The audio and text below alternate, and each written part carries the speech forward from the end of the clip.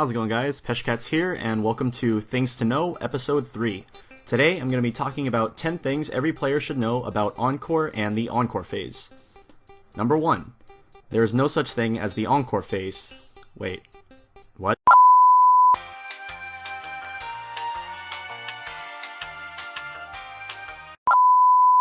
How's it going, guys? Peshcats here, and welcome to Things to Know, Episode 3. Today I'm going to be talking about 10 things every player should know about Encore and the Encore step. Number 1. The Encore step is the final step of the attack phase. It is a very common misconception among players that the Encore phase exists. The fact that the Encore step is part of the attack phase is sometimes very important. For example, this means that anti-salvages will still work. For cards like Hatsakaze, this won't mean much because all of your characters have already finished attacking, but anti-salvages like Kyosuke and Little Busters will still work. If you use an effect like On Death Pay 2 Salvage during Encore Step while there's a Kyosuke anti-salvage on the stage, you just paid 2 to minus yourself 1 card. Feels bad, man. Number 2. Super basic but still very important. Every character in the game automatically has Pay 3 Encore due to the game's rules. If a card has multiple types of Encore, for example, you have a character with Hand Encore, but it also has Pay 3 Encore due to the rules of the game, you can choose to activate either Encore cost. You can even choose to activate multiple different Encores at the same time, since they all trigger upon the character going to Waiting Room. I'm not sure why you would want to do that, but the option is there. Number 3. This is one that most players will know. You can Encore anytime your character is sent from stage to Waiting Room, even outside of the Encore step. However, you have to pay the cost for the Encore immediately as soon as the character goes from stage to Waiting Room. Number 4. Encore requires the character to hit the Waiting Room. This seems like common sense, but a lot of players perform Encore without physically putting the card into the Waiting Room, and then paying the cost for Encore and then taking it out of the Waiting Room. A lot of players will just keep the card on the stage, declare they're using the Encore cost, and then just leave it there. This is especially important regarding Clock Encore when you have 1 card left in your deck. If you try to Clock Encore, your character is still in the Waiting Room when you put the last card of your deck into Clock. This will immediately trigger a refresh, and the character that you were planning to Encore back out onto the stage will be lost into the refreshed deck.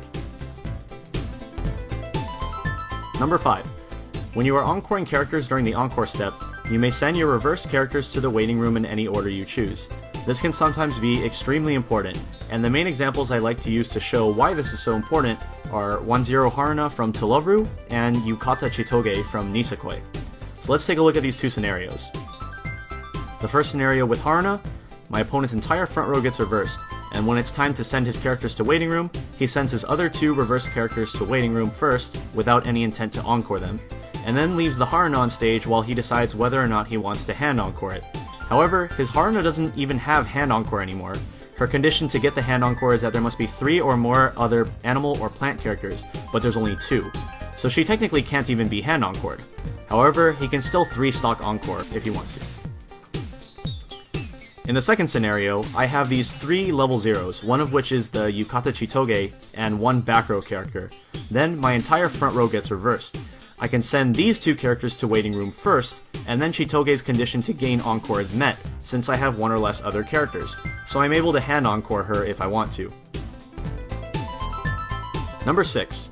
When each character is sent to the Waiting Room, you must make the choice of whether or not to Encore that character before you send your next character from stage to Waiting Room.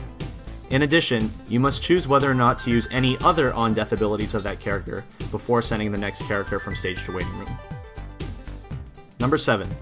If multiple characters would be sent from stage to Waiting Room at the same time due to the results of a card's ability, for example, Wing Slayer, then the owner chooses what order those characters are sent to Waiting Room. Number 8.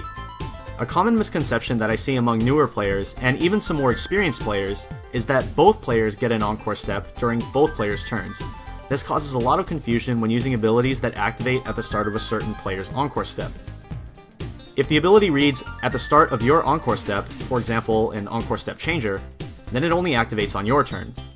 If the ability reads, at the start of the opponent's Encore step, then it only activates on the opponent's turn. If the ability reads, at the start of the Encore step, then that means it activates on either player's turn. Number 9. The turn player sends their characters from stage to waiting room before the opposing player sends any of their characters from stage to waiting room. This also means that the turn player must decide if they want to encore any characters before the opposing player decides if they want to encore any characters. Number 10. If a battling character is sent from stage to waiting room due to a card's ability, and you encore them back out onto the stage, they are no longer considered a battling character. The most common example of this rule being applied is in the Persona 5 matchup. Level 3 Joker requires all of the opponent's front row slots to either be empty or reversed. When the Persona player is attacking your character, you can use an effect such as a sat counter, and then immediately encore your character back onto the stage, and they are no longer considered the battling character. Because of this, your opponent doesn't get to reverse your character and use their Joker's ability. Hope you guys enjoyed this episode of Things to Know. If you guys have anything that you would like to request to be on future episodes of Things to Know, be sure to leave them down in the comment section below. This has been Peshcats, and until next time, bye!